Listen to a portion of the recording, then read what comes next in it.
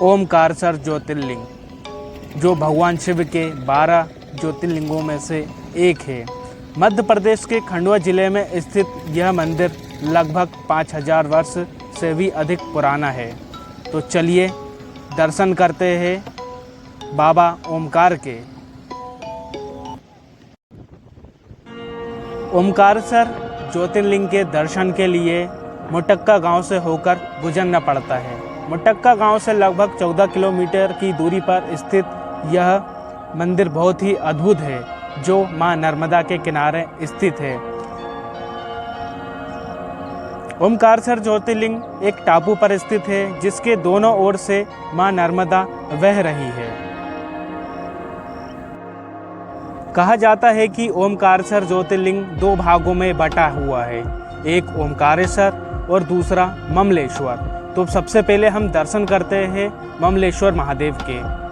तो यहाँ की कुछ दृश्य आपको दिखाया जाएगा, जो कि बहुत ही अद्भुत है, बहुत ही अकल्पनीय है। ममलेश्वर मंदिर प्राचीन समय में अमलेश्वर मंदिर के नाम से भी जाना जाता था। यह मंदिर 5 मंजिला है तथा इस मंदिर प्रांगण में 6 मंदिर और भी स्थित है। वर्तमान में यह मंदिर पुरातत्व के अधीन है। मां नर्मदा के किनारे स्थित यह मंदिर, जो कि मां नर्मदा बहुत ही पवित्र नदियों में से एक है। प्राचीन समय से ही यहाँ पर शिव पार्थिव पूजन होता आ रहा है तथा प्रतिदिन 1.25 लाख पार्थिव शिवलिंगों द्वारा ममलेश्वर महादेव का पूजन किया जाता है।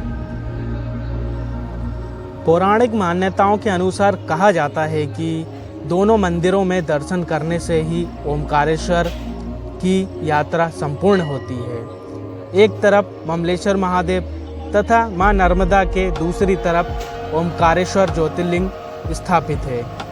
तो आइए दर्शन करते हैं ममलेश्वर महादेव के।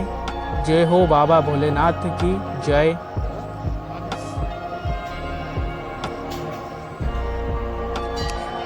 मां नर्मदा में स्नान करके भगवान शिव के दर्शन किए जाते हैं।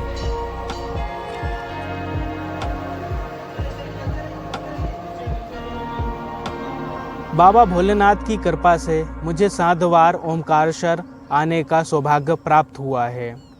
पास ही खंडवा शहर में मेरा भाई रहता है, जिसके माध्यम से मैं यहाँ पर आता हूँ, जो कि सामने ही बैठे हैं आलोक जी खंडवा वाले। प्राचीन मान्यताओं के अनुसार कहा जाता है कि दोनों मंदिरों में दर्शन करने से ही ओमकारेश्वर की यात्रा संपूर्ण होती है। कहा जाता है कि ममलेश्वर महादेव का यह शिवलिंग ओमकारेश्वर ज्योतिर्लिंग का ही भाग है, जो 2 रूपों में विभक्त है।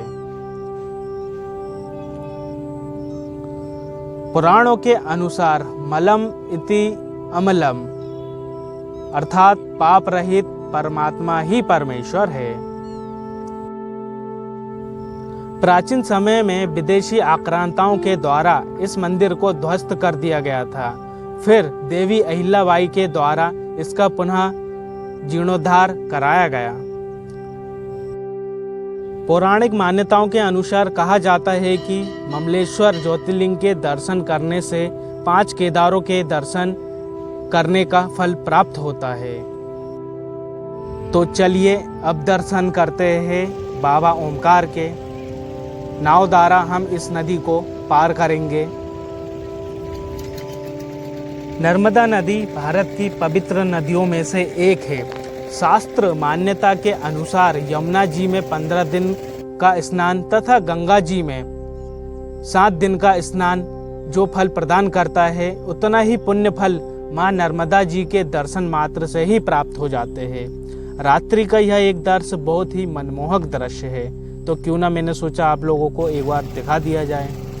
तो चलिए यहाँ से यात्रा प्रारंभ करते हैं बाबा ओमकार के दर्शन की। नाव में बैठकर हम मां नर्मदा के उस तरफ जाएंगे तथा बाबा ओमकार के दर्शन करेंगे। शीतल जल के अर्पण से ही प्रसन्न होने वाले कैलाश निवासी भगवान शिव शंकर अपने भक्तों को कभी निराश नहीं करते हैं। मां नर्मदा में स्नान करके यात्री सीढ़ियों से चढ़कर ओमकारेश्वर मंदिर में दर्शन करने जाते हैं। नर्मदा नदी के बीच में स्थित इस द्वीप को मान्यता द्वीप कहा जाता है। भगवान शिव के चिन्ह के रूप में यहाँ से लोग मूर्तियाँ, शंख से लेकर अनेकों प्रकार की चीजें खरीद कर ले जाते हैं। जिस ओमकार शब्द का उच्चारण सर्वप्रथम सृष्टिकर्ता विधाता के मुख से हुआ, वेद का पाठ इसके उच्चारण किए बिना नहीं होता। इस ओमकार का भौतिक विग्रह ओमकार क्षेत्र है। इसमें 68 तीर्थ तथा 33 कोटि देवता परिवार सहित निवास करते हैं तथा 2 ज्योति स्वरूप लिंगों सहित 108 प्रभावशाली शिवलिंग है, जहां ओमकारेश्वर बलमेश्वर के रूप में विराजमान है। तो चलिए अब चलते हैं गर्भगृह की ओर। प्रतिदिन इसी तरह यहाँ लोगों की संख्या होती है।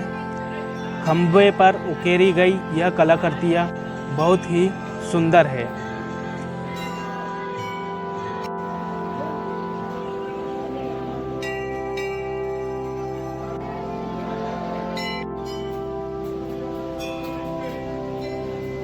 गर्भगृह के अंदर वीडियो बनाना प्रतिबंधित है, लेकिन हम फिर भी भगवान शिव की छवि अपने कैमरे में लेंगे। जय हो बाबा ओमकार की जय। तो मित्रों, कैसी लगी आपको ओमकारेश्वर की यह अद्भुत यात्रा? कमेंट में ज़रूर बताइए। बने रहिए हमारे साथ। मिलते हैं अगली यात्रा में। जय श्री राम, जय श्री ओमकार की।